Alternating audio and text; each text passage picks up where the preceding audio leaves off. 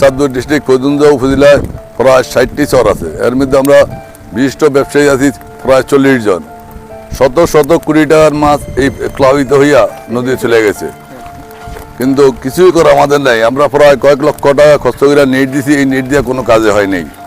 কিন্তু আমরা অত্যন্ত ক্ষতিগ্রস্ত এই ফৈজগঞ্জ উপজেলার বিভিন্ন চাষিগণ। আমি চাই যে সরকার যেন অন্তত আমাদের ক্ষুদ্র চাষিদের দিকে একটু সুনজর দেন।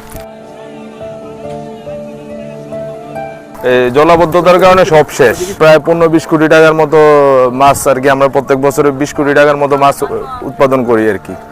4টা প্রজেক্ট আছে, 4টাই ভাইসা চলে গেছে, এখানে আর কিছু নাই।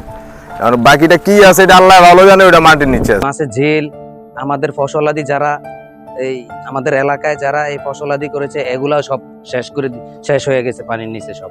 এখন ঘর থেকেও ভাড়ার কোনো রাস্তা নাই, ঘরেও পানি ঢুকে গেছে। মৎস্য চাষিরা আছে তাদেরকে পূর্বেই মৎস্য সম্পদ রক্ষা করার জন্য নেট ব্যবহার করার পরামর্শ দিয়েছি, এবং তাদেরকে কিছু কিছু মাছ ছিল যারা তাদেরকে বড়গুলা বাজারজাত করার জন্য পরামর্শ দেয় পূর্বেই। এখন ফার্মারদের ভিতরে তারা যে প্রত্যেকটা ঘেরের পাড়ে নেট দিয়ে কেউ কেউ ব্যবস্থা করছে, আংশিক কিছু ক্ষয়ক্ষতি হয়েছে। আমরা এগুলা ঊর্ধ্বতন কর্তৃপক্ষ বরাবরে তথ্য প্রেরণ করতেছি। মৎস্য চাষির সংখ্যা 7,500, আর ছোট বড় মিলে পুকুর হলো প্রায় 10,000, এবং ঘের 30 থেকে 35।